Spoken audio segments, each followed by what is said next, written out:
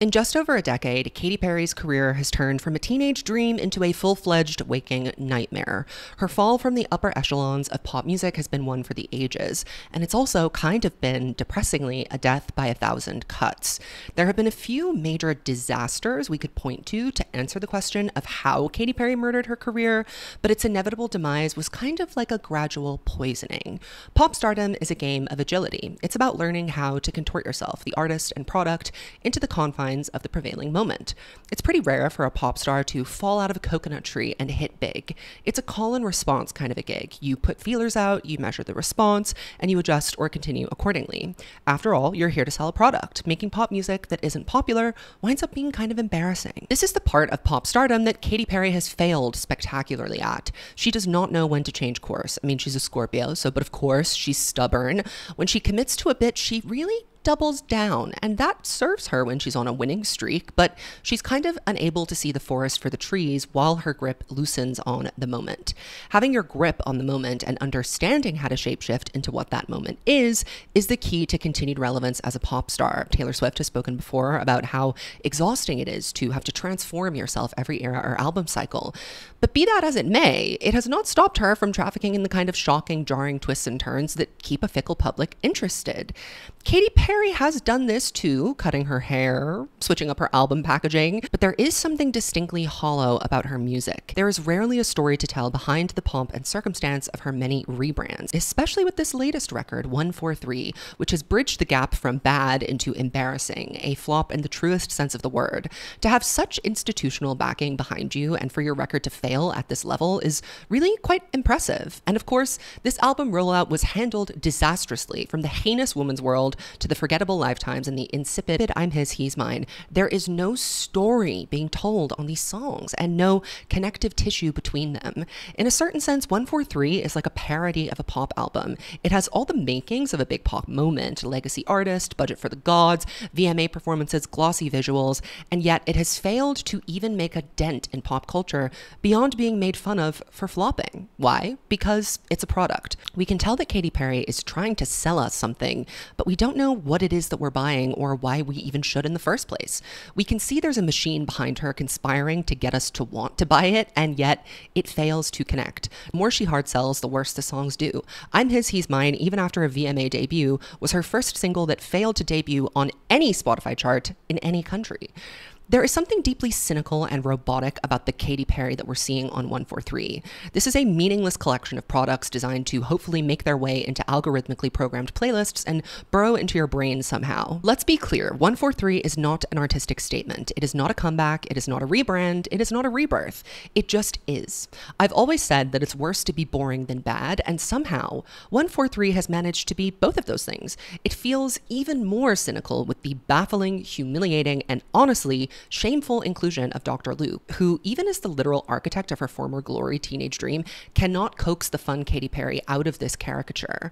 To be honest, a colossal flop of this magnitude was long overdue for Katy, who has struggled to find her footing as a pop star since her third album, Prism's release in 2013.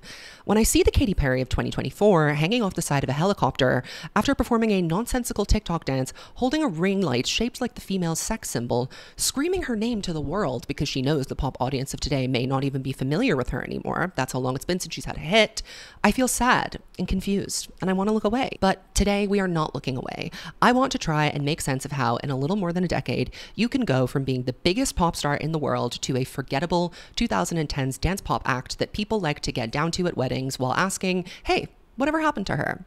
This is How to Murder Your Career, a one-woman show starring Katy Perry.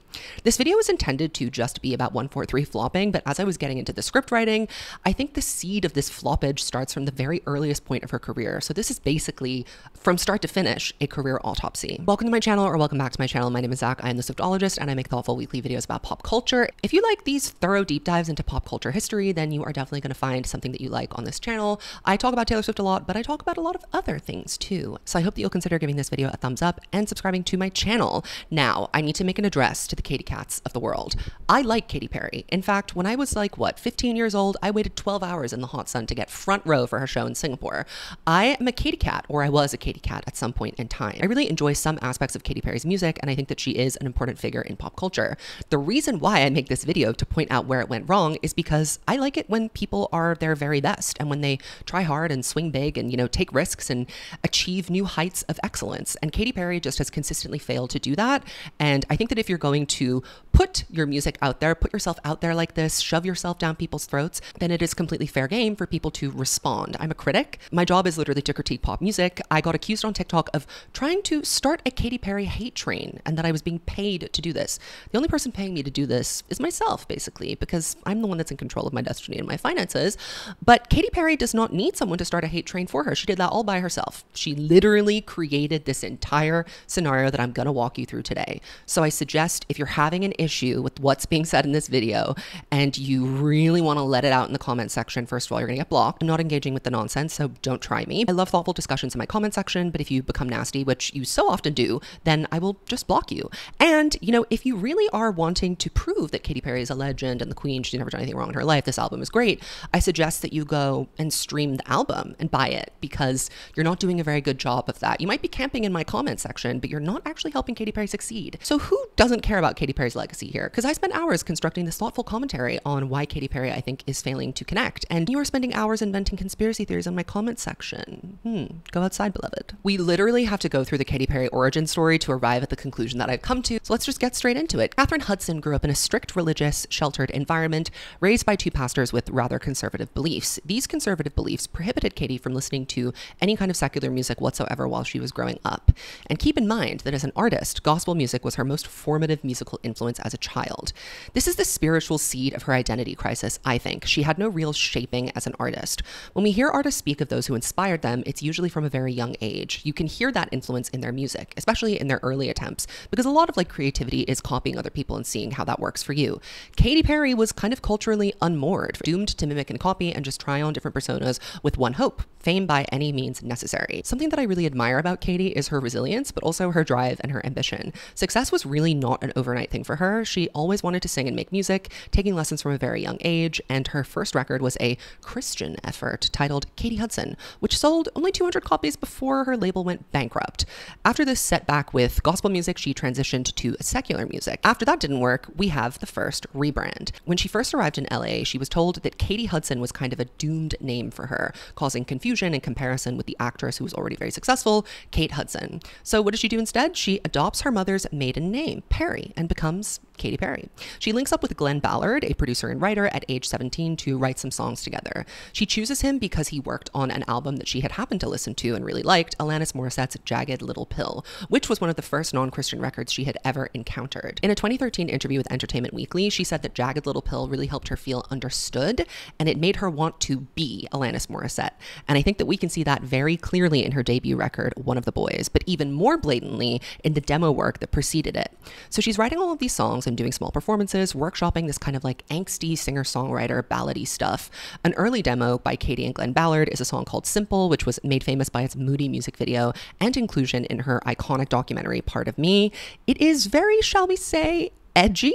It's very Alanis Morissette light. It's very Avril Lavigne copy, with gorgeous lyrics such as, "I wipe my hands on your jeans because they are more distressed." Melodically, the song is not very interesting at all. She's almost slurring her words in this very affected performance. It's quite the stark difference from the Katy Perry that we know now. The one really authentic part of her personality that I think is a through line through her career, though, for sure, is a certain characteristic brightness, an optimism, a cheekiness, a level of kitsch and earnestness. This is really not at all evident in this demo or any of the kinds of songs that she was writing at this time. So why write them? Well, I suspect that she saw what was doing well in the music industry at large and wanted to emulate it in hopes of her own success. We're in the wake of Kelly Clarkson's massive breakaway era. We have Avril Lavigne topping the charts again in 2007 with The Rockish Girlfriend. Fall Out Boy is having a huge pop punk moment, and Linkin Park manages to have a kind of crossover rock pop hit with What I've Done. Glen Ballard signs her to his label Java Records, which was an imprint or affiliated with Def Jam, but the album she planned to release release was shelved. So let's talk about that album. After Ballard's label folded, Katie was introduced to Tim Devine, who is an A&R rep at Columbia Records, who signed her as a solo artist. She had compiled her debut album, which was roughly titled Fingertips, some of which made it actually onto One of the Boys, and she hoped to release it in 2007. Some of these songs ended up going elsewhere later on, notably to Kelly Clarkson, which is ironic for her fourth record, All I Ever Wanted. But this is kind of an accidental development deal between her and Columbia because her work never ended up getting released formally. But she got a lot of experience working with other writers who were complete legends of their time. Butch Walker, noted collaborator of Avril Lavigne, Cara Diaguardi, who worked with all of your Y2K girly faves, Max Martin, The Matrix, and Dr. Luke. And this was all before she really got signed, but she wasn't a priority for a lot of these writers. She was really kind of in on the ground floor of the Dr. Luke thing, to give some credit to her and their relationship that has continued to this very day. They came up together for sure. The next part of this story is where she gets dropped and signed again. And this is very well documented in the, again, iconic 2012 documentary film, Part of Me. But basically, after Katie was dropped in 2007, a publicity executive at Columbia who really believed in Katie saw the potential in her and gave her demos to Capitol Records, who eventually saw the vision, largely due to a little B-side called Waking Up in Vegas. Yes, what would go on to be the fourth single from One of the Boys. This song piqued the label's interest especially. So the executives from Capitol went to go see a Katie showcase that she had put on at the Viper Room in LA, and they said that it was pretty bad. It was pretty underwhelming, but they saw the potential and decided to take a chance on her. But it was all dependent on one thing, the right record. So what did they do? They instantly hooked her back up with the producer du jour, Dr. Luke, and actually gave a budget so that he had to, devote some energy and time to her. And this was a smart decision given the Alanis Morissette inclinations that Katie had at the time. Dr. Luke had very famously worked on Kelly Clarkson Since You've Been Gone, as well as Behind These Hazel Eyes, taking the Alanis Morissette influence and making it more mainstream pop.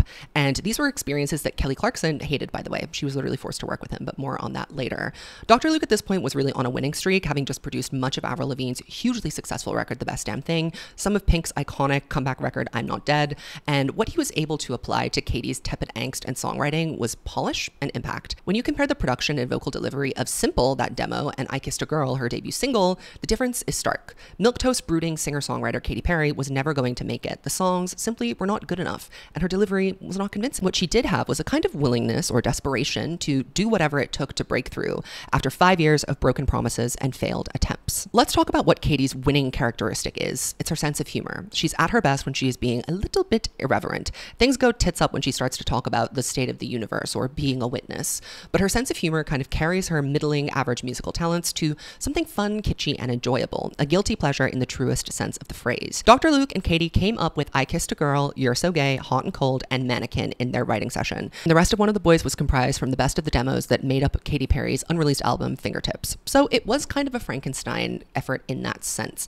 It carries a lot of baggage with it for being a debut album, and a lot of the songs on it are actually very old. So the first attempt to introduce Katie to the mass market was You're So Gay, and I think that this was an excellent choice. It's definitely the bridge between Simple and I Kissed a Girl. This is a great, funny song that probably wouldn't get released in 2024. I hope you hang yourself with your H&M scarf while jacking off listening to Mozart. It was just funny and ironic enough to impress the Pitchfork crowd, but not too far left to alienate pop radio entirely. And it wasn't exactly an overnight success. Here's what Chris, whose last name I can't pronounce, Katie's A&R rep, had to say about its release. We put out You're So Gay as a single as a kind of introduction because we thought that we'd have to build her story all over again. It was kind of a novelty song. We never had plans to go to radio. We just wanted to put it out online and see what the attraction was. We shot a low-budget music video and the response was great. We didn't expect to sell 50,000 EPs and we sure didn't. We only sold a few thousand. In my opinion, it did well in terms of building a press story, but because people didn't run to iTunes to buy the EP, some executives in the company started backpedaling. It was not, in fact, a straight shot from You're So Gay to Katie's actual debut single, I Kissed a Girl. In fact, a lot of her breakthrough was actually out of her hands. The executives were really not sold on Katie for a very long time until the right record came along, and it didn't help that she had been dropped twice before landing at Capitol. In fact, and I think that this is a really essential part of the Katy Perry lore, which also helps to explain why she's been slow to connect after her peak, is that her success was really architected for her by other people. and if not by other people, in heavy collaboration with other people. Here's Chris, her original A&R rep, again on the breakthrough moment. A lot of people think it happened overnight for Katy Perry, but it didn't. She was signed multiple times, and it took us 14 to 18 months to actually get her out, develop, and convince people that the project was good. It wasn't easy to get her signed. I A&R'd the record and spent a year convincing people. I even had her come into the office, and no matter if it were interns, assistants, media people, salespeople, I would just have her play her acoustic guitar and showcase her songs to anyone that would listen. I had 9 people standing around in my small office watching her play. This internal buzz building was happening for a year. What I chose to take away from this and what I read from it is that in the right circumstances, with the right collaborators and with the right song, Katy Perry can work. But she's not an immediate yes in any regard. When you strip away the artifice and you put her on a stage alone with a guitar, as she had to keep doing in the signing process, her talent is not clear enough to speak for itself, either from playing, singing, or songwriting. Katy really requires a performance, a character, that sense of humor to jazz her up and reach a full potential. So we're finally here at her debut. It took a lot of convincing to get the executives to agree to release I Kissed a Girl as Katy's official single, but it was strong-armed through and impacted radio in April of 2008. And it was pretty much an instant smash hit, topping the Hot 100 for 7 consecutive weeks, classified as a rock song, actually. It was co-written by Katy, Kathy Dennis, Dr. Luke, and Max Martin, and it was co-produced by Benny Blanco and Dr. Luke. Katy said the idea for the hook came into her head randomly when she woke up, and I can actually see that about it. It sounds like something you'd hum along to yourself while washing the dishes, which is the gold quality of a great pop song anyways. It's got live and programmed drums, which give it that polished pop rock feel, rather than the messiness and heaviness of an Alanis Morissette type song, which has more live instruments and session musicians. So now the subject matter. Buy for clout was a real trend in pop music at the time, and I Kissed a Girl is the best example of this. Katy has been accused of queerbaiting in recent years when people look back on this, but to be honest, I think it's a pretty harmless song. It's really just saying, I kissed a girl and I liked it. And what's wrong with that? This was, however, very controversial to say in 2008. We're pre-gay marriage being legalized, remember? So it was kind of, a bit of a moment. And when has a little controversy with the Christian community specifically ever really hurt a big pop song? It is kind of amazing that it's coming from a preacher's daughter, but that wasn't really part of her story at the time either way. She only kind of embraced that later on. The controversy with the song actually kind of went in every direction. The LGBT community was not exactly happy about the subject matter either, because they felt that she was just using her sexuality to get her places, so she sinks to crass, craven depths. And that is true. Katy has admitted that there wasn't really a bisexual inspiration behind this song, and she was definitely trafficking in shock value to finally break through. She has told a million different versions of how this song was created and what inspired it. What I want to point out here is, do you see how she has to pull a stunt to get attention? Between this and You're So Gay, it's kind of interesting that she was baiting the gays in her first 2 singles, but you know what? They were great. I Kissed a Girl is a great pop song. Is it excellent? Well, no. If it wasn't about kissing a girl in 2008, it probably wouldn't have gone #1. There is also something to be said about how male gazy the performance of this song is. The music video features a very dolled up, almost pin-up like Katy Perry in corsets, suggestively kind of rolling around in bed and vaguely touching other women. It's very burlesque, Moulin Rouge-y, and it ends with her waking up in bed next to a man. In fact, there's actually no same-sex anything happening at all in this video. The suggestive boudoir aura permeates the album artwork too for One of the Boys, this kind of old school Americana, sexy stay-at-home housewife vibe. Kesha is also in this video. Cricket, because of the later betrayal. As I mentioned, the Christians were very upset about this, but we don't need to give bigotry any airtime on Swiftologists. So to them I say, Shay never made anybody less gay. This song wound up getting a Grammy nomination. And should it have won? Maybe so. Maybe so. Maybe not, but maybe so. Katy then goes on the Warped Tour to promote this song and her upcoming record. If you're not familiar, this was a crucial launching pad for so many artists, specifically those in the pop punk and pop rock genres. Fall Out Boy, Paramore, and Katy Perry all cut their teeth performing on the Warped Tour. It was kind of like a rite of passage in live performance, like idol training for pop rock stars. The second single from One of the Boys is released in September of 2008, and it's Hot and Cold, another Max Martin, Dr. Luke, Benny Blanco number. It was also a top 5 single and a worldwide hit. I think the song's actually better than I Kissed a Girl, and it was briefly considered to be the lead single. This is honestly just a great pop song, and I think it shows a lot more personality and character than I Kissed a Girl. The music video for it specifically introduces us to the hilarity and the playfulness of Katy Perry the pop star. She's doing her favorite things in this video. She's dressing up and doing physical comedy. That's her bag. This is the formula she follows for many of her music videos to come. It's also very young and hip in its verbiage. You change your mind like a girl changes clothes. You PMS like a bitch, I would know. Her vocal delivery on this is really good, and those breathy verses verses really contrast well with that shouty chorus. Someone call a doctor, got a case of the love bipolar. It's poetry. It's poetry, divas. The critics were pretty lukewarm on this one, surprisingly, kind of early on detecting that Katie's gag was always to do a silly bit. But nevertheless, it persisted as a huge hit, and this one kills on the dance floor at a wedding. This is also the beginning of Katy Perry, the product, and I think part of why her brand has weakened over time and actually cratered over the years is because she will sell out for just about anyone. She recorded a Simlish version of Hot and Cold for an expansion pack of The Sims 2. It's also featured in the Just Dance video game. It's clear that the record label has always been looking to maximize its return on investment with Katy. These things are good for promo kind of early on in her career, but I point them out now so that you can see how often Katy is willing to shill. It gets annoying. It feels insincere. It leads us to the hollow, dead-eyed creature that we see on Woman's World now. I personally don't think that you necessarily need to explore all of One of the Boys to understand what she was trying to do with it. All you really need to do is look at the singles and understand their sequencing of release. We have two silly, undeniable hits up top, the poppiest things that Katy Perry has to offer on this record. Then there is a slight heel turn to really show off those songwriter chops that Katy was trying to refine with mixed success, with a rare swing and hit on Thinking of You. This was one of the oldest songs on her record. I think it was co-written in the early 2000s with Butch Walker. The Alanis influence is very strong on this song. It's a soft rock ballad which actually has some good lyrics. You said move on, where do I go? I guess second best is all I will know. But it also has insipid flop lyrics. You're like an Indian summer in the middle of winter, like a hard candy with a surprise center. This is a Katy Perry trademark. It is not a Katy Perry song without some humiliating lyric. The real trick here, for her at least, is to balance the obvious and obnoxious with some humor or at least some subtlety. She doesn't often get that balance right anymore, though there are some exceptions where she does really hit it out of the park. This music video further deepens the kind of angsty stay-at-home 50s housewife lore with literal scenes of Katy missing her man who has not returned from war. She does have this very kind of like alluring old Hollywood glam vibe, which gets much more hammed up over time. Katy as a sex symbol is really kind of essential to her early success, and aesthetics are important, especially in pop music. Often the visuals have just as much story to tell about the artist that you're encountering as the music does. Finally, they end up giving her the big budget that she really deserves for a music video on Waking Up in Vegas, which is one of my personal favorite Katy Perry songs. The conceit of the song is so Katy Perry. It's kitschy, it's silly, it's uncomplicated fun. Don't call your mother because now we're partners in crime, she says after a shotgun drunken wedding in Vegas. It's very The Hangover, but make it girly, and I love that about it. She's also in full glamour puss again in this video, literally dressed up like a Vegas showgirl. That's also a very iconic Americana image. Americana imagery was something that was very important to Katy at this early part of her career. She's also got her tits out at the Last Supper with an Elvis impersonator sitting right next to her. This might be one of her best music videos ever, actually, and guess who it was directed by? That's right, music video king Joseph Kahn. Though Thinking of You missed the top 10, Waking Up in Vegas snuck in at number 9, and it also brought the album back into the top 50.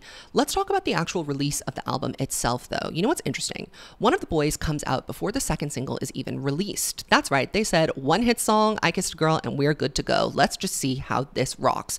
The record comes out in June of 2008, and I think you can really clearly see the split between the undeniable hits, engineered with Dr. Luke, Max Martin, etc., and the more tepid demos that were brought over from Columbia in the collapse of her previous deal.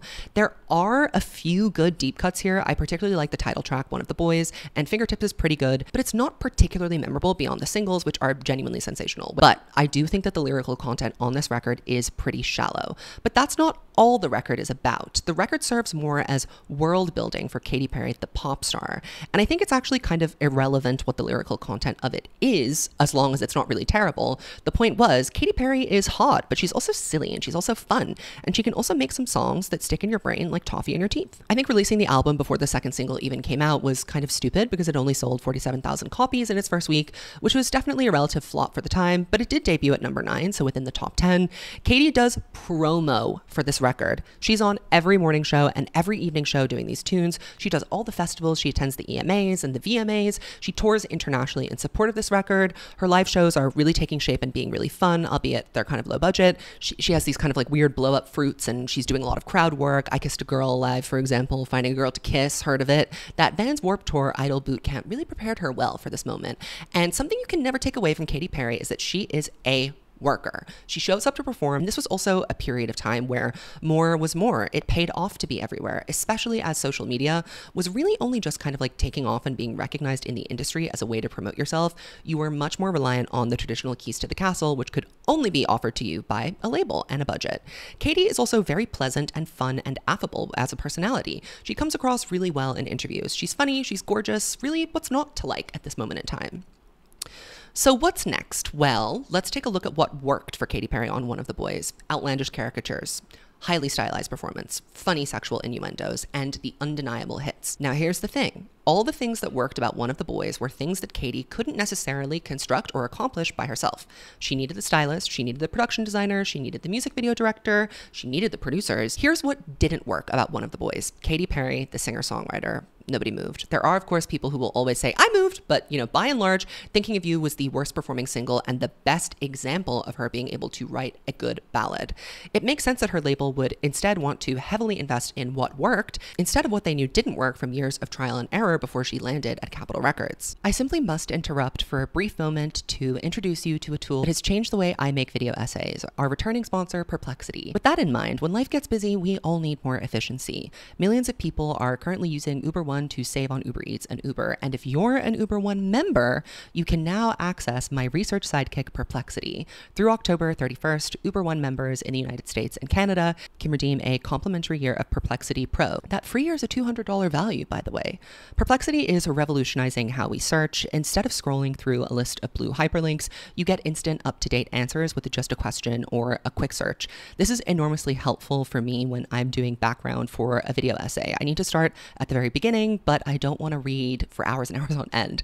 I can get qualitative answers to questions like, when did Katy Perry fall off? Instead of trawling through a bunch of often irrelevant articles and blog posts to help me draw my own conclusions. Uber One members get access to two standout features with Perplexity that I really love. Perplexity Pro Search, which lets you break down your queries into smaller steps for more detailed and accurate results. And you also get AI model variety, which allows you to choose from advanced models like OpenAI's GPT-4, Anthropic's Claude 3 Opus, and Claude 3.5 Sonnet, or Perplexity's own Sonar model, which means that there's no need for multiple AI subscriptions. Perplexity gives you all the tools that you need in one place. Uber One members in the US and Canada can snag a free year of Perplexity Pro worth $200 through October 31st, 2024. Just use the link in my bio or scan the QR code on screen right now. Thank you again so much to Perplexity for sponsoring this video. Now let's get into the golden era. There was a time when Katy Perry had her finger on the pulse of what was going on. I know it's hard to believe because she's been giving hello fellow kids, I'm just one of you for the past 10 years or so, Sophia the Robot vibes, but she was in her bag when she was making Teenage Dream. She had already solidified this creative synergy with Dr. Luke and Max Martin, and her A&R at Capitol introduced her to some new producers to bring a fresh perspective as well. Stargate, Tricky Stewart, and Rodney Jerkins, for example, who were definitely more urban-oriented producers. I do think that Katy has always been a little bit disconnected from what she thinks she's creating versus what she's actually making, because, for example, when she was talking about Teenage Dream, she said she was making a record about not just dancing. I like to get into the meaning, describing the lyrics as very honest and a bit more mature. To that I say, I want to see your peacock. TGIF. You're an alien. Your touch so foreign. Okay, whatever you say. But this disconnect between what she thinks she's doing and what she's actually doing is something that will circle back to haunt her later on. She almost entirely abandons the pop rock sound for a hardcore pop moment, sometimes bubblegum, veering disco and electronic at several different junctures throughout the tracklist. She was also the marquee artist at Capitol at this time, and because she was bringing in most of the money, they threw all of the money at her to go and make this project. And she was very intentional with it. She only cut songs that she really loved. She was a bit discerning about what made it on to the studio floor and what didn't. So there wasn't a lot of fat left over with Teenage Dream. In fact, to release a deluxe edition, she had to go and write some new songs for it. And the result of all this work is an incredible album cycle. I think Teenage Dream's importance is often overstated simply because everything she's done since pales in comparison, but it really has to be stressed how great this record was relative to Katy Perry and how perfectly it met the moment in which it arrived and how well Katy sold it. Here's an example of Katy having her finger on the goddamn pulse. She noted the success of Empire State of Mind and said, you know what? The California girls need their own concrete jungle where dreams are made of moment. And the sonic contrast between both of these songs also really cleverly juxtaposes their characteristics as places as well. Empire State of Mind is harder, grittier, focused on ambition and achievement and dreams. California Girls is frothy, it's bubbly, it's silly, it's fun, it's a little more relaxed. And Katie was the spearhead of this concept. In fact, it was one of the last songs that she recorded for the record. She knew that the record wasn't done, and she had a vision of Snoop Dogg on this song, and he came into the studio and recorded his verse in a mere 30 minutes. She was also shockingly inspired by music of the past. She was being referential. She was citing her references. She was kind of like, let's make this a pop version of a Prince song, and let's get a little house music up in there. You could travel the world, but nothing comes close to the Golden Coast. I mean, it's just charming. The song puts a smile on your face. It has that sing-songy, nursery rhyme type of chorus, so hot will melt your popsicle. And yes, the song is a little bit juvenile, it's a little bit vapid, but the packaging of it all and Katie's delivery makes you feel like she knows it's all a joke and that this is some sort of high-level bit or troll that she's performing. There's a smart, serious artist in there doing this deliberate performance of artifice, and that's what makes it so great. That turned out to not be the case. She got lost in the sauce, but it was that allure, I think, that really drove California Girls' success and made people in the music industry kind of sit up straighter and consider her more seriously as a pop star. California Girls debuts at number 2 in its first week, and then it goes number 1. Within 7 weeks, it sold over 2 million downloads and broke all kinds of records. Even the critics who begrudged its overt commercialism could not deny that this fizzy pop concoction of empty calories sure does stick with you. The visuals are also, I think, a really important part of Teenage Dream's dominance. It was a turn towards the absurd that she'd kind of highlighted and hinted at in Waking Up in Vegas, only on crack. She's also very much less suggestive and more overt about using sex to sell her music. In the music video for California Girls, she's wearing the iconic purple wig, she's posing butt naked on a puffy pink cloud, also where she would lay for the iconic album cover.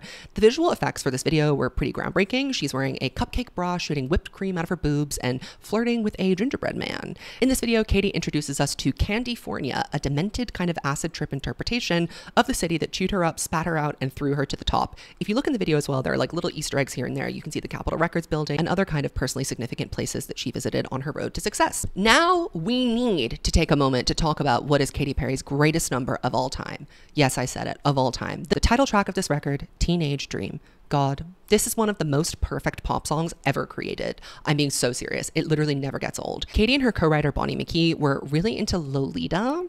Okay, so they wanted to write a song about basically being a horny teen, which is really not what Lolita is about at all. So I don't know if they actually read the book. But anyway, that song was written and scrapped because it made no sense. And the newer version of it was largely spearheaded by Bonnie McKee, who was thinking and reminiscing about her own teenage loves. She was envisioning Baz Luhrmann's Romeo and Juliet, and Benny Blanco, who co-produced it, had given Katie and Bonnie the instruction of make it more teen after he had heard the original cut. And the idea of agonizing over the teenage condition came up spontaneously between Bonnie and Benny Blanco. While producing it, Max Martin said, "I wish we could bottle this feeling." And that is the perfect way to describe this song. In an article for Slate, Owen Pallett uses music theory to describe why the song is so addictive. He says, "This song is all about suspension, not in the voice leading sense, but in the emotional sense, which listeners often associate with exhilaration, being on a roller coaster, which is a tension created by the tonal interplay of the chords and the melody." If you can believe this, and this shocked me when I went back into the archives to double check, this was not met with acclaim. The Atlantic called Teenage Dream annoying and incoherent. I would like to circle back with this writer and ask if they still felt that way. And if they didn't get laid in high school, why are you making it everyone else's problem? Retroactively, Teenage Dream is often pointed to as the most memorable song in her career. It has entered the canon of perfect pop songs right alongside Britney Spears' Baby One More Time. It's simply that iconic. It was also the second #1 single for Teenage Dream, and the music video I thought was actually a lot more stripped down here. There were no characters, there was no absurdity. The song was just about feeling like you're young again, a very powerful, strong nostalgia, and the video definitely evokes that. The third single from Teenage Dream was another chart topper, Firework. Now, this song is very annoying and grating to listen to in 2024. It was sang at the presidential inauguration in 2021, so it's kind of one of those ubiquitous celebratory songs that just gets trotted out whenever there's a moment, and it's also the first Stargate-produced song from the record to get released as a single. Firework was not really well received by the critics, but the song became an anthem for the It Gets Better project, and she dedicated the music video to this effort. A song with a pop diva screaming about fireworks is always going to enter the gay canon. The music video actually very explicitly depicts some gays and other down-and-out people suddenly finding themselves and feeling hopeful and optimistic. Keep in mind that this is the album's third single, and she's only just getting started. So now the record's been out for a while, and here's a brilliant stroke of marketing architected by Katy and her team. If you want to extend an album's campaign and make new hits out of already released songs, launch a remix with a feature. Kanye West's inclusion on E.T. helped propel it to the top of the charts with a sleek, futuristic music video. Is this a great song? Well, no. But at this point, the Katy Perry effect was in full force. She was everywhere. It was like an avalanche. This song also broke all kinds of records, lest we forget that Kanye was basically a god at this period of time. So a flurry of interest from his fans certainly helped this song climb the charts and raise Katy's profile even more. She took another sharp turn with the album's fifth single, Last Friday Night, which I think is actually very charming and one of my favorite songs on Teenage Dream, though it does have some clunker lines. Think I Need a Ginger Ale, that was such an epic fail. It's dated. But it's not a Katy Perry song without a lyrical clunker. We know this. Katy also made full use of the medium of a music video to make this song pop, and it was stacked with celebrity cameos. It's like a prehistoric Bad Blood. I think she actually did something really clever here by asking Rebecca Black to star in this video. It was, after all, a song about Friday, and Rebecca Black was notoriously the internet's laughingstock after her cringe song went viral. This was really pre-influencers being mainstream and pre-viral trends being hopped on by celebrities at a moment's notice all the time to promote stuff. So it felt very much that Katy was like ahead of the curve here, a real tastemaker. And the video also features Kevin McHale and Darren Criss from Glee, another hugely popular show at the time that was also helping to extend the reign of Teenage Dream by covering Katy Perry's songs on a regular basis. Those Glee covers were going to #1 on iTunes all the time. And of course, with all of this hullabaloo, Last Friday Night went #1. And this is more than a year after Teenage Dream officially came out. Isn't that crazy? The sixth and final single from the standard edition of Teenage Dream was The One That Got Away, the only ballad released with a very moving acoustic version. This failed to get #1, but did chart at #3. All right, we've talked about the rollout. Now let's discuss Teenage Dream's cultural impact. Teenage Dream is a wildly fun, lively, but very uneven pop record. Its singles are so huge that they make you think the album was better than it actually was. I'm not saying that it was bad by any stretch of the imagination, but it is quite dated, and some of the lyricism is corny to the point of being, again, insipid rather than clever or funny. Peacock is a bit of an embarrassing highlight here. Circle the Drain is just quite dull. Pearl is an average power ballad. E.T. is actually not a very good song. There are two deep cuts that I really like and want to point to here. Deep cuts that are good are rare to find in Katy Perry's discography. Hummingbird Heartbeat has this chorus that soars, and I love Not Like the Movies too, which I think is probably her most affecting ballad other than Wide Awake. Overall, the intention of this album was to sell and to chart. That was the heart of the record. There isn't really a story or a soul to the narrative here, nor is there even really a coherent story or narrative to speak of. And that's okay, because Teenage Dream was really good at doing its own thing, which was having fun and doing it big. Ann Powers describes Katy Perry's artistic limitations really well in her review of Teenage Dream. She wrote, "More than her Christian background or the chick lit limits to her take on sexual liberation, what makes Perry a controversial figure is her essential hollowness."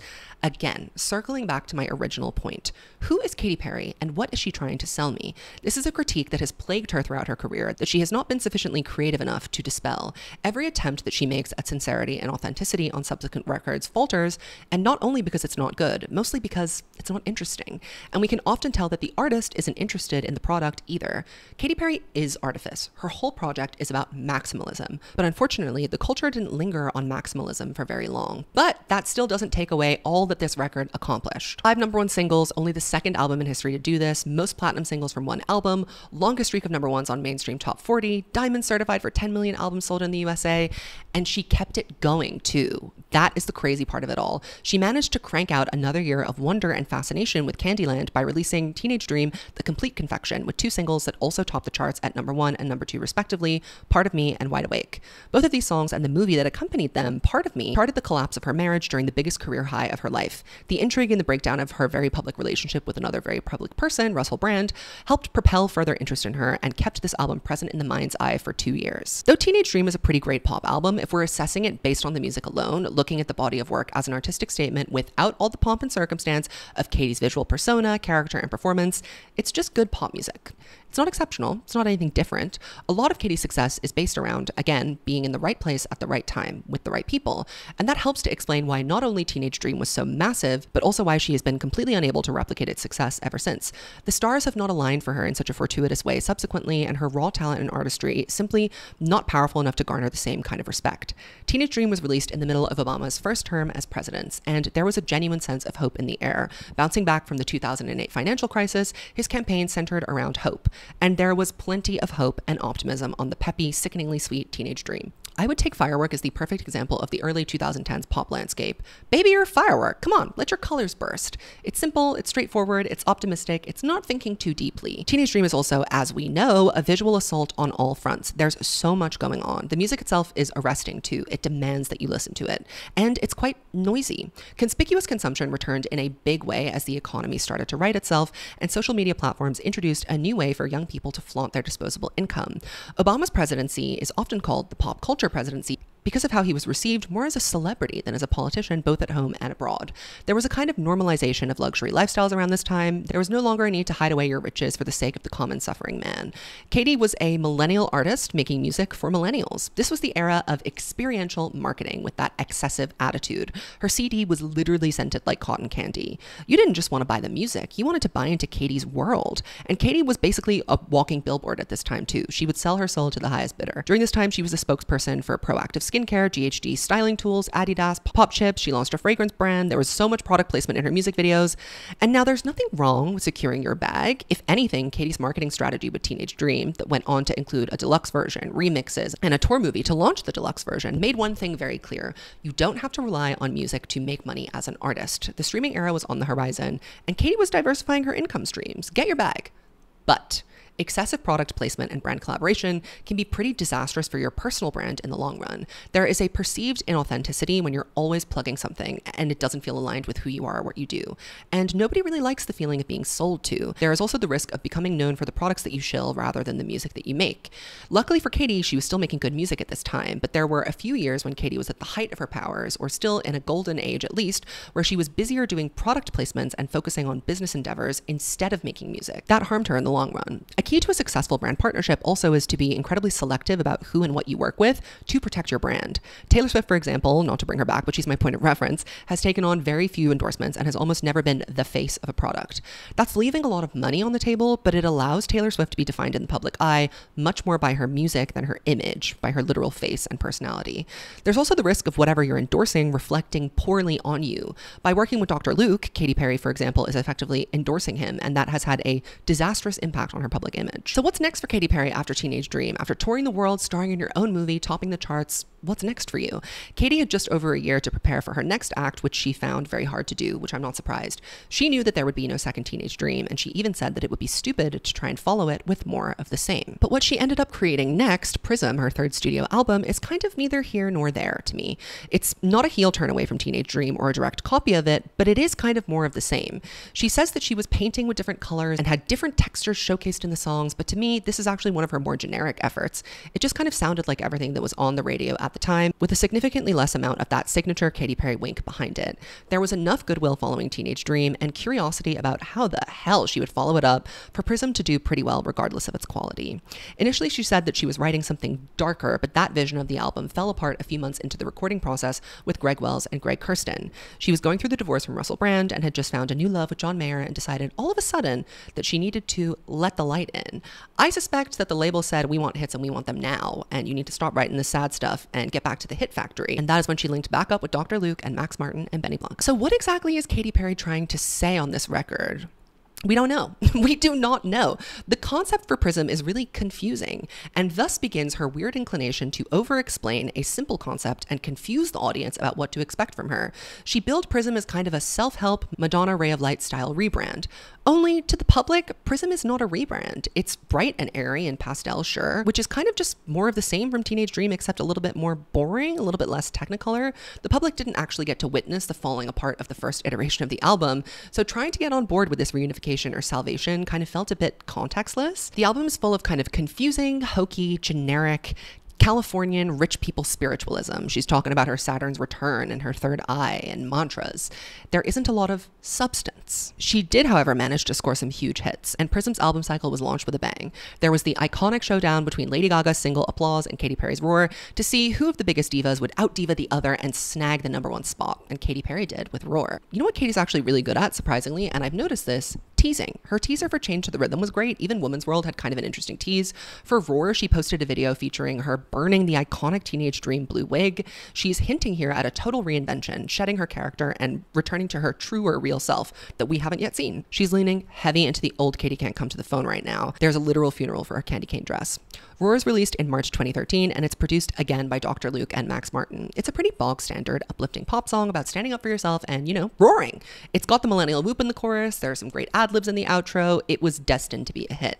And yet, despite advertising this record as the death of the old Katy Perry, in the music video for Roar, she's Jane of the Jungle, being sexy and flirting with the wild animals. It's legit just more of the same.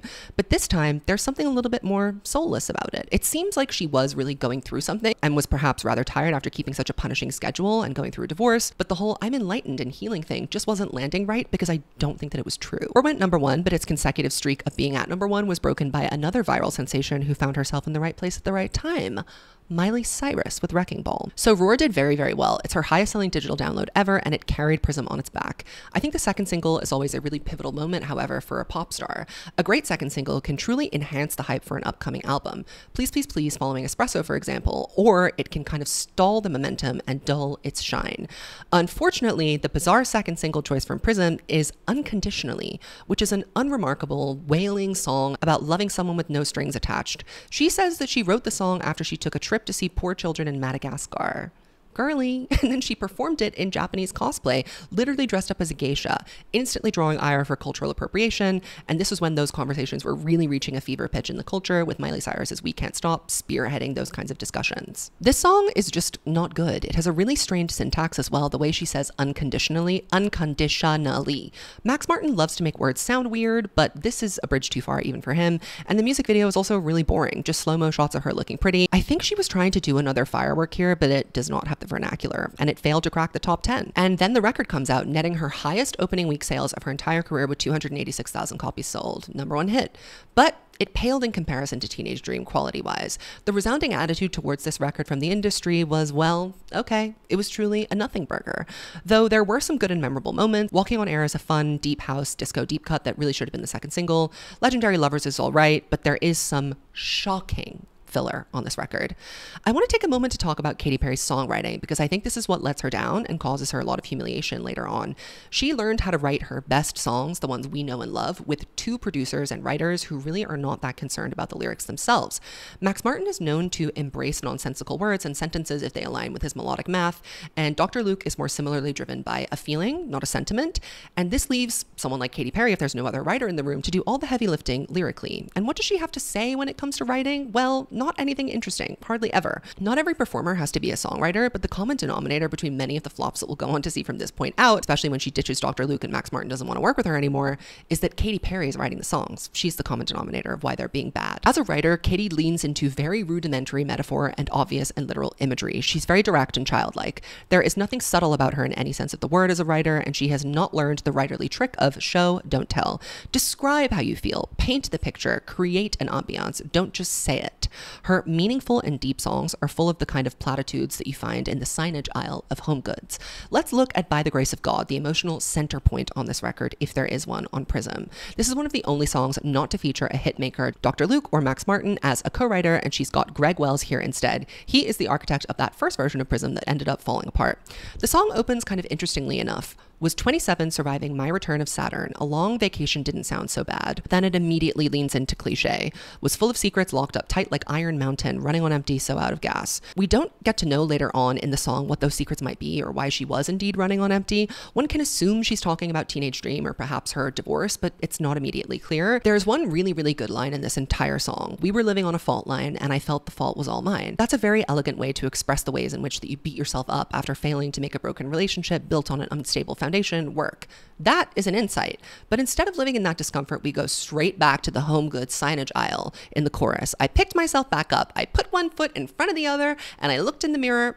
There is no space for Katy Perry the human here. We simply, after that one good line, have to revert back to this dead-eyed firework, Home Goods signage empowerment. There was another iconic song that kind of solidified Prism as a bit more of a legacy than any of her following albums, Dark Horse. Though the album met a lukewarm reception, luckily for Katy, she had Dark Horse locked and loaded and ready to go as a single. I hate this song. It's like all the worst elements of 2013 music in one song, but I know that people love it and it's a Katy Perry classic. I just don't really like it very much. The song ended up being a bit of a headache for her due to a huge copyright lawsuit lawsuit that went on for a number of years after. But the two biggest hits from this era say very little about the album itself. Roar, I'll give her that, sure, tangentially, but Dark Horse, it's truly nonsensical. This love will make you levitate like a bird without a cage, please. It's songs like these where I'm like, okay, ChatGPT wrote this, or a bunch of men sat around in a room and said, what do young people want to hear? And then just started spitting. In my opinion, the era kind of fizzles out after Dark Horse. It certainly doesn't end with a triumphant reissue and 2 more hits. Birthday and This Is How We Do are the final singles. She's definitely trying to ape her teenage dream playbook here by trying to make and force a viral trend out of the Birthday music video, dressing up in an old lady suit and surprising people at their parties, and then making a music video about emojis for This Is How We Do. Birthday is actually kind of a pretty good song, but it came way too late in the album cycle to capture attention, and Katie's grasp on cultural relevance was really waning. Katie creates a heinous remix of This Is How We Do with Riff Raff, again borrowing from the Teenage Dream playbook, and wears cornrows on the single cover. She then embarks on the Prismatic World Tour, which is her most successful tour to date. So we're in 2013, 2014, and where is Katie at with the public now? Well, she's putting her career on ice. She's booked to perform at the halftime show and simply knocks it out of the park. This is a great performance, and this is the kind of career milestone, like a Vegas residency, that Katy Perry was born for. Outlandish, over-the-top production meant to appeal to as many people as possible without alienating a core audience of straight men. The halftime show this year actually had higher viewership than the Super Bowl, and it remains the most watched halftime show of all time with 100 million live viewers. Here's something I want to quickly talk about when I discuss why going on a break is really detrimental for her. I noticed that Katie doesn't really have a solid fan base. There are, of course, delusional stands for every artist, and the Katy Cats have been descending on me en masse for days now, but the evidence of a strong home base of people who will support your music even when you flop, or who will actively stan you, is notably lesser for Katy Perry than it is for other artists. And I think that this is the peril of simply swinging too high. A friend to all is a friend to none. A pop star to all is a #1 diva to none. There was no real reason to get invested in the Katy Perry story, especially as authenticity started to become more and more important, and artifice more and more side-eyed.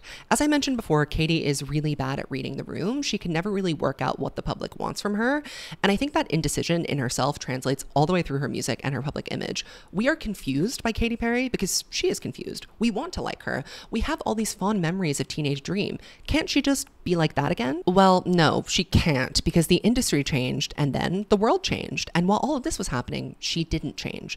The halftime show was the last time Katy Perry was truly relevant in the zeitgeist for a good reason, and it was 10 years ago. Katy's next studio album would not appear until 2017. But between those two titles, Prism and Witness, there's a 4-year gap and one new president. Remember how I suggested earlier that diluting your brand with too many offshoots from your hero product might circle around and weaken your hero product? That's kind of what happened in the meantime between Prism and Witness. There's a new perfume. Katy's in the Smurfs 2, which is critically panned. She's the face of a H&M holiday campaign. She's breaking up with John Mayer. She's launching her own record label that has yet to produce a successful artist. She's on The Kroll Show. She gets interviewed for a documentary about her ex-husband. She releases a short-lived mobile game app called Katy Perry Pop. And where are the Katy Cats in this period of time? Who is servicing them? Who is keeping them hungry for more music? They don't want more apps. They don't want more H&M campaigns. They want the music. And if you ignore them for long enough, pop is a game of relevance. They will turn away. In this protracted off-season, Katy is also locked in a pretty high-profile feud with Taylor Swift, who gets to control the narrative, mostly because Katy's off doing all of what I mentioned before. As a pop star, yielding space like that to other artists to fill in the gap you've left is not the smartest idea. I think Katy absolutely needed a break after Teenage Dream. She rushed into Prism with not enough time to find something to say, and she burned out in that era.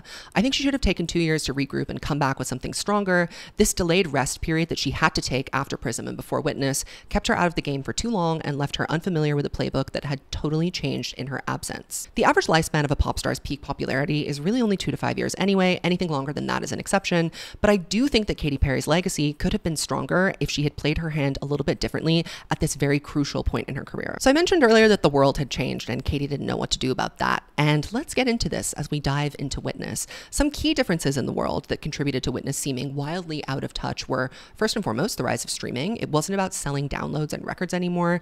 Streaming services suddenly held as much power as record labels, and a streaming rollout was a separate marketing strategy that needed to be considered. The taste of the public had also changed. After years of sugar-coated pop and dance-heavy tracks dominating the airwaves, the US market veered sharply towards hip-hop in the wider landscape. This trickle-down effect was was definitely felt by even the most traditional artists. Reputation is a good example of an artist adapting to a trend without necessarily getting lost in it, for example. Ariana Grande also navigated this influence very well. We also have new stars who are native to the drop culture pivot away from pre-release singles, lead singles, the formula of a record rollout. Cardi B and Post Malone broke through in non-linear ways, garnering sleeper hits without having to do remixes and acrobatics. Song structures also started to evolve to accommodate their new home base, streaming services becoming shorter, with earlier hooks designed to capture the listener more quickly and encourage them to replay. Then there was the political climate. 2017 was wildly different from 2014. The Obama years of optimism, hope, and change were well and truly gone. A polarizing election in 2016 left the world reeling at the prospect of Donald Trump taking the title of Commander-in-Chief. There was also the Me Too movement, and this will become crucial in Katie's demise later on, exposing the bad behavior by men in the entertainment industry, uncovering decades of abuse, and dismantling unspoken rules like the casting couch. The Me Too movement brought a renewed scrutiny to a lawsuit filed by Kesha against one of Katie's closest collaborators, Dr. Luke, accusing him of sexual assault, gender violence, emotional abuse, and battery. Kesha was moved to do this to get out of her recording contract and to stop having to work with her abuser. Dr. Luke fought this bitterly in court. Katy Perry would end up being dragged into the lawsuit, having to disagree with an assertion Kesha made about Katie's own experiences with Dr. Luke in a text message to Lady Gaga. Katie has never actually really addressed her role in Kesha's protracted battle with Dr. Luke, but she has very clearly taken a side by electing to work with him proudly on 143. I think it's important to note that it's not just Kesha who's had uncomfortable experiences with Dr. Luke. Other artists have come forward to say how difficult he was to work with. Kelly Clarkson notably rejected a writing credit that she earned on a song that she wrote with him because she wanted nothing to do with him and felt forced by her label to work with someone who always made her feel uncomfortable. Another cultural shift that Katie had to navigate and would soon learn the pitfalls of was cancel culture, where anyone could lose their career essentially for any perceived slight against liberalism in this conservative dawn. The world was really, really different, and Katy Perry wanted to chime in. So how did she dip her toes back into, music, that thing she'd forgotten how to do? When you haven't released music in a couple of years and you're plotting your big pop comeback, it's probably not a good idea to put out a platitudinal ballad about uniting the world for the Olympics before a disastrous presidential election. At this moment in time, what was popular in culture was to be very, very clear about what you meant. Speak intelligently or let someone smarter talk for you. I don't necessarily agree with that mentality, but it was very dogmatic at the time. People were scared and starting to understand the negative impact of saying whatever you wanted on social media with no thought. And that's where Katy Perry's comeback single Rise kind of gets lost in the fray. Stars were becoming more charged and potent with their statements, and Katy Perry's Rise fell like a lead balloon. Just another hollow addition from the woman who has been trying to sell me pop chips for the last 3 years. The election comes and goes, and Katy winds up being one of the first pop divas to enter a record cycle in the middle of the Trump presidency. At this point, it was like you had to comment on American politics, and if you didn't, you were considered a covert white supremacist. Just ask Taylor Swift how her silence worked for her. Not well. Katy took the opposite approach and actually for a brief period of time generated some true excitement. She released a kind of iconic teaser for her new lead single, dragging around a disco ball tied on a chain to her ankle. The song is, of course, Chained to the Rhythm, produced by Max Martin. And she did something on the day that this was released that she would come to rue. She tweeted, "We're going to call this era purposeful pop." People had really been ragging on artists like Taylor Swift, who they perceived to be apolitical, for irresponsibly staying quiet on Trump's election and all of the new problems that the world had encountered. Katy Perry seemed like she was kind of taking a shot at Taylor here. Remember, the Cold War was still on and people were excited about the prospect of a pop girl coming up with something cool, current, and nuanced to say about the world. A place that had become concerning and confusing for most of us.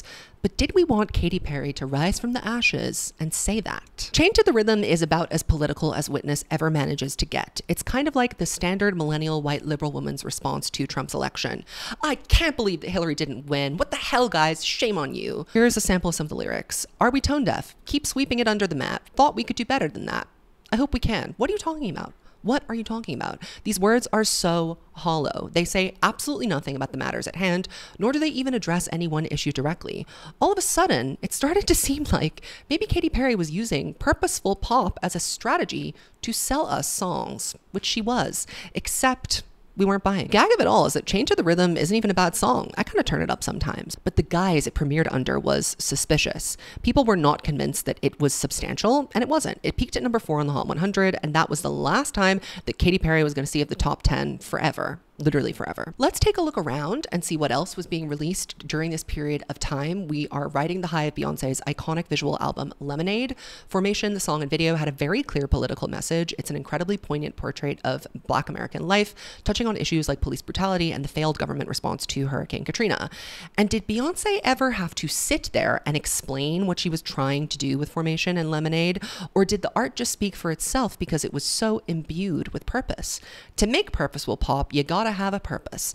When you compare a statement like Formation to the nonsense that you see on Witness, it really highlights how shoddy, cynical, and inadequate Katy Perry had become. And here's the other issue with the way Katy went about releasing Witness. She would not shut up. She just kept talking and talking and talking. She has foot and mouth disease, over-explaining this record to the point where when it came out, people were genuinely baffled as to how her mind could conceive that this slop would usher in a new era of purposeful pop.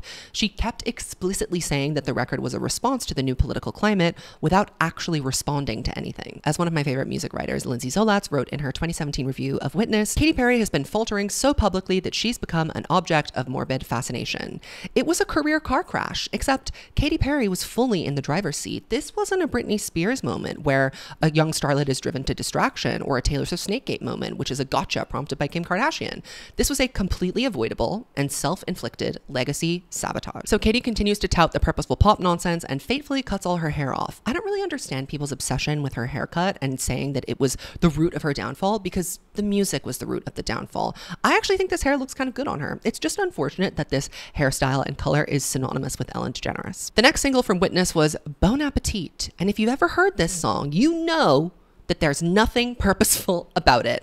Got me spread like a buffet. Bon appetit. It was panned by critics and immediately detected as also not convincing. Not only was the product bad, she actually was not selling it well. It was like Katy Perry on autopilot. She, of course, talked herself into another verbal trap, describing Witness as, wait for it, a 360-degree liberation record. Bon appetit representing sexual liberation. Oh girl, put your shoes on. Your second single's not even cracking the top 40. Here's another example of Katy talking a lot and saying nothing. This is her describing what the album cover of Witness means. The eye symbolizes the third eye, representing heightened awareness and perception. The eye in the mouth represents how I communicate my consciousness and experiences through music, highlighting that witnessing is a reciprocal experience between me and my audience. Whatever that means, whatever that means. So the songs aren't landing, and she's also starting to become the laughingstock of the internet due to a string of honestly inexplicable decisions. The worst of all was probably the 96-hour live stream. The conceit of Witness is being seen, but at this point, it seems like Katy was personally overwhelmed and stressed out by the impending flop of her upcoming record, and it was the worst possible moment to train a camera lens on her face and capture every move she made for multiple days on end.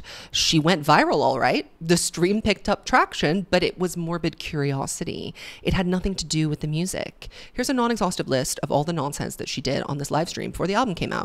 Ranked her ex-boyfriends based on who the best lover was, broke down in a painfully revealing therapy session that shouldn't have been on camera, where she basically laid out why she seemed so lost as a public figure, because she was lost. She discusses her much-hated haircut and how it meant a lot to her, and it was upsetting that other people didn't like it. She feels a huge disconnect between Katy Perry the person and Katherine Hudson the human being, and she was not able to reconcile that difference. She had an uncomfortable sit-down with an activist to discuss her cultural appropriation. She chatted with RuPaul about Christianity. She tried and failed to reconcile one-sidedly with Taylor Swift. She had a dinner party with Caitlyn Jenner, who espoused Trumper nonsense, and she asked an astrophysicist if math had anything to do with science.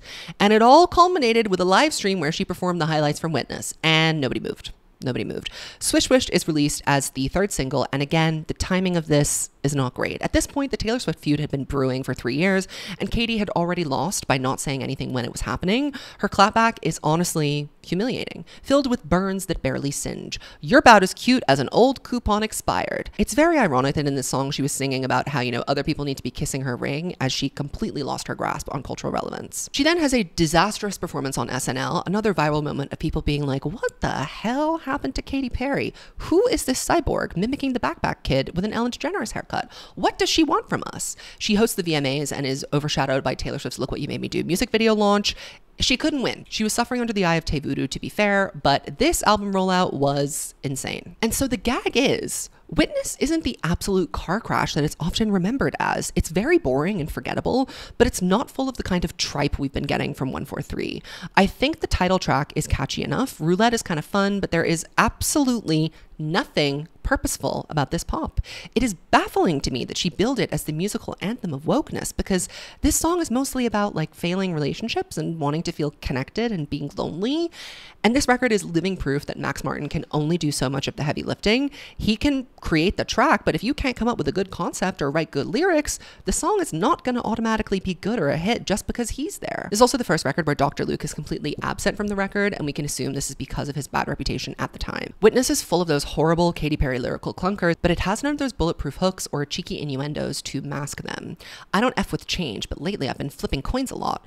On a heart-wrenching ballad, she writes, "Into me you'll see, you broke me wide open, open sesame." Is this intimacy? Like, this is just drivel. It's nonsense. Here are some notable reviews. From Consequence, Witness has great singles, forgettable filler, and songs that go clunk. From The Telegraph, and this is a read. The more time you spend with each song, the more it sounds like a variation of something you've heard done better before. A formula in search of a hook. I couldn't have said it better myself. But you know what? The stunt marketing and the residual power of Teenage Dream still propelled Witness to #1, but this would be her last opportunity to capitalize on the goodwill of a different decade. Katy Perry is no longer a relevant artist after this point. It's kind of hard to overstate just how swiftly she dismantled her career and her position in the mind's eye as a true diva or an icon. One doesn't really need to be relevant to stay iconic. You just need to have enough iconic moments to offset your floppage. At this point, with 143 out in the world, Teenage Dream and One of the Boys are not strong enough to counteract the middling to terrible results of the rest of her music. 2 out of 7 good albums, not a high winning streak. It's at this point that Katy Perry starts to spin out, and I think that one of the most important parts of pop stardom is being efficient, communicating the message of your art clearly and directly, putting yourself in the best position to promote it, releasing it, and then crucially, taking some time away to regroup and let people miss you. Katy is not very good at artistic efficiency. Career after Witness is sputtering, and there are one-off singles launched here and there that never amount to a full project. She did not follow up this colossal flop with another album for 3 years, which allowed the public too much time for this humiliating version of the cringe and try-hard Katy Perry to settle in their imagination. Plus, during this period of time, Katy continued to act like a billboard instead of an artist. In fact, she did many things that artists historically past their prime often do. She was a judge on American Idol. She had a Las Vegas residency. These are not necessarily things that artists do at the height of their powers. And it's okay to do those things. And it's unreasonable to expect a peak to go on forever. But again, I think Katy didn't have to do that this early in her career if she had just paid more attention to advancing her craft. When you think about it, there really has been no artistic growth in her skill or her songwriting or her hit making since Teenage Dream was released. To be fair to her, it also seemed for a while that she just wasn't interested in pop stardom anymore. And that's totally fine. What confuses me about Katy Perry most of the time is that I can't tell if she wants to be a pop star or not. She is quite half-hearted about it, and frankly either dishonest or disinterested about promoting her work, which makes me feel disinterested in it too. So in the interim period between Witness and her 5th album, Smile, she's Katy Perry the Billboard. She's releasing one-off singles here and there, like 365. She's cameoing in Taylor's music video after they make up and put their feud aside. The last opportunity that I really saw for a Katy Perry comeback was in this very brief Droplet era, kickstarted by the effervescent Never Really Over, released in May 2019. It seemed like miraculously Katy Perry was well and truly back. This is the first Katy Perry song since Teenage Dream to me that had that special "I wish I could bottle this feeling" effect. It's produced by Zedd, and there is an emotional resonance to the lyrics and delivery of this song that felt authentic. She had gotten back together with Orlando Bloom again after years of being on again, off again.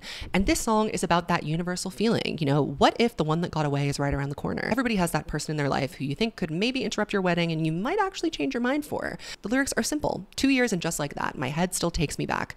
I thought it was done, but I guess it's never really over. The delivery of that is so gorgeous, and it has an incredible tongue-twisting hook too. You'll notice on Never Really Over that the writing is kept very simple. She's not trying to be funny. She's not trying to be kitschy. It's sincere without being obvious.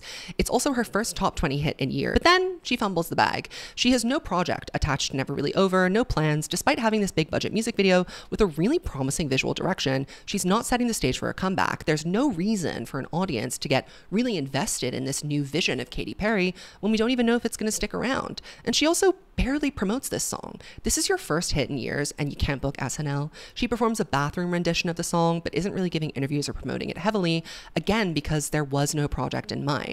She called into the Zach Sang show and said, "I haven't really committed to calling this an album or making it an album. I've never been able to just put out songs. If there's a demand for a full body of work, we'll see." So you know, She was stress testing. Perhaps the label was fed up with investing a lot of money into an artist that did not provide a return.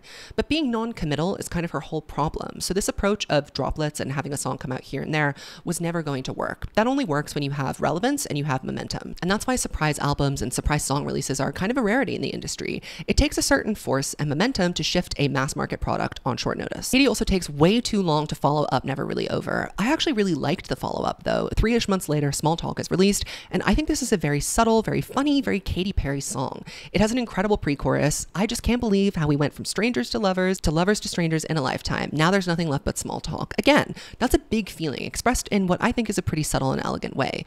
I think it could have performed better if it chased Never Really Over more quickly and was part of an album campaign. The music video also follows along from that Never Really Over aesthetic, kind of this neo-70s, new agey vibe. I cannot understand why, after Never Really Over, they didn't just start an album campaign, especially when they had songs locked and loaded. The song was also co-produced by Charlie Puth. I'll get back to that in a second.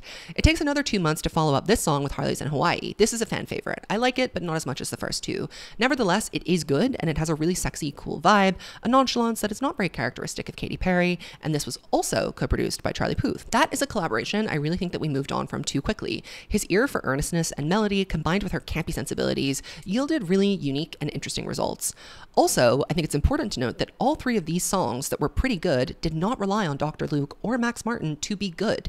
This is a promising development. It shows that somewhere in Katy Perry there's an interest in being a songwriter, and there is some potential, again, when she's put in the right rooms with the right people, but it's never, ever consistent, and that is the entire problem. We're now in 2019, in October with Harley's in Hawaii, and Katy fully kills this droplet era with a dud like 4 or 5 months later, Never Worn White, a single with a music video announcing her pregnancy, days before the pandemic rocked the world. Personal announcements of this nature in song don't tend to be good, and this is no exception. It's boring, and it really just kind of reads of, how can we monetize the publicity stunt of me announcing my pregnancy? It bears no relationship to any of the songs that came before it. And then we get into Smile. Our queen of timing strikes again. She decides to launch a new era and a new album campaign in the pandemic while pregnant.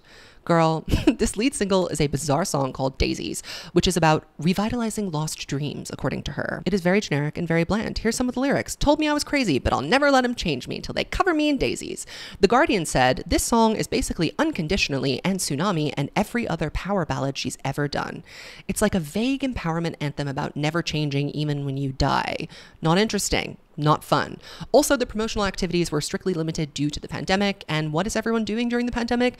They're bopping to future nostalgia. They're doing the savage dance on TikTok.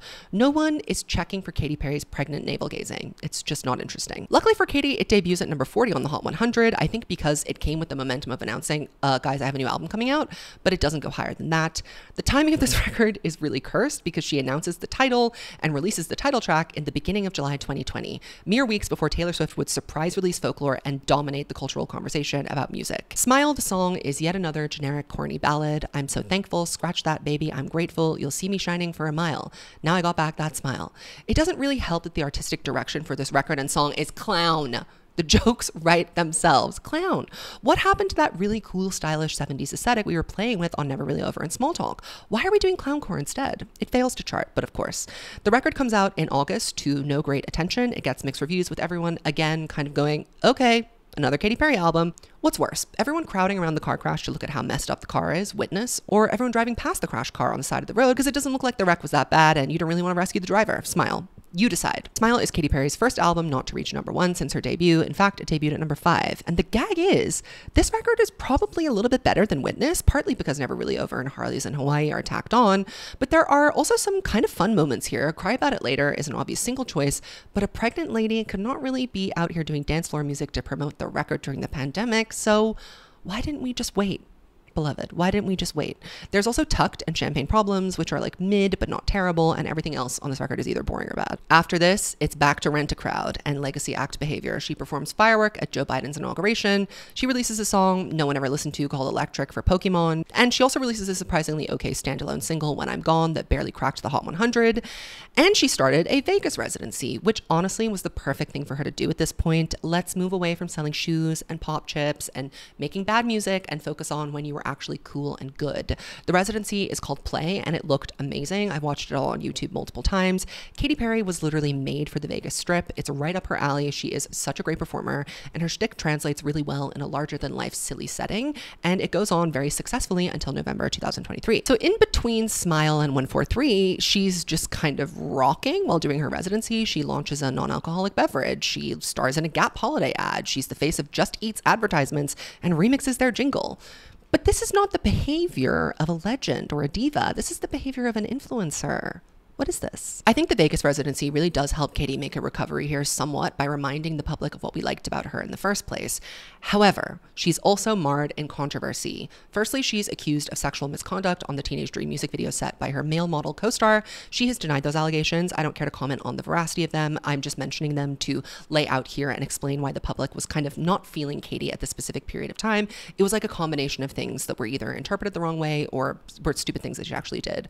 She controversially endorsed the billionaire real estate investor Rick Caruso for mayor of LA instead of the progressive Democrat candidate Karen Bass. This is a big heel turn from the purposeful pop queen who stumped for Hillary. Rick Caruso was basically a Republican until a month before the race apparently, and has a history of donating to anti-choice organizations and initiatives. Very antithetical to Katy's claimed beliefs in progressive values. She had to turn off her comments on socials when she announced this, which is really embarrassing for a star of your size.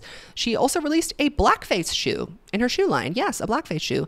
And she has been locked in an expensive and unflattering legal battle with nuns over a convent property. I have not dug into the nuts and bolts of this case and don't have a dog in this fight, but one of the nuns collapsed and died during a post-judgment hearing, which again, doesn't really make Katy look good, whether she did anything wrong or not. And all of this took place before 143 was even a feather on the breath of God. So it wasn't like she was walking into friendly, warm waters. So finally, here we are, 143, finally at present day. It's the summer of Chappell Roan, Charli XCX, and Sabrina Carpenter.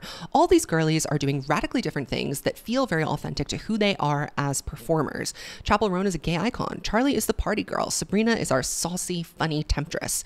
There's so much good music coming out this year. We've got all the big pop divas releasing: Ariana, Beyonce, Taylor, Dua. So of course, Katy Perry decides that after flopping 4 years ago, it's time to throw her hat in the ring again for one more cursed attempt. And how does she announce this glorious comeback with a stacked competition? Oh, by releasing a 15-second clip of a song called Woman's World, an apparent feminist battle cry produced by Dr. Luke. I can't describe to you how despicable, ironic, and humiliating this is. First of all, Dr. Luke is a noted pariah. I believe Kesha. I believe all the other female artists who have spoken about their experiences with him, that he is not a good person and we should not be supporting his work or creating conditions where he can continue to work with young, vulnerable female artists. Here's what I really think happened between Katy and Dr. Luke. She never wanted to stop working with him. She only did so because he became persona non grata in the Me Too movement and it was inopportune for them to collab. I think also in her mind, she thought, I started to flop when I got rid of Dr. Luke. Maybe there's a correlation between that. In her mind somewhere, I think she imagined that enough time had passed and other artists were working with him, like Impetress, so it would be totally fine for her to return to his studio. And besides, wasn't everybody always asking where 2011 Katy Perry had gone? Maybe she could resurrect her. No. Wrong. Choosing to work with Dr. Luke is an extremely distasteful thing to do, especially when you are a female artist espousing the power that women have in this world. By all accounts, Dr. Luke is an agent of terror amongst women in the music industry, and Katy has never experienced this because she's always had the upper hand as a star who can choose to work with him. Smaller artists often have no choice but to do so. There is a lot of nonsense of Katy Perry defenders saying she's locked into a contract with him. She's not. She's choosing to do this. Add insult to injury, Kesha and Katy were actually friends. She was in the I Kissed a Girl music video. If Katy Perry has some sort of personal relationship with Dr. Luke and has never experienced this horrific side of him, fine. But she and her fans cannot act outraged or surprised that people do not like it when you choose to work with him. If you didn't do your sentiment analysis of how this would go down, Doja Cat and Kim Petras get heat every day on social media. I do not feel sorry for the lashings that you're getting on social media. You brought it on yourself. And you know what? Karma came to get her ass because Woman's World is a humiliating, hollow, sinister attempt at recapturing the optimism and hope of 2010.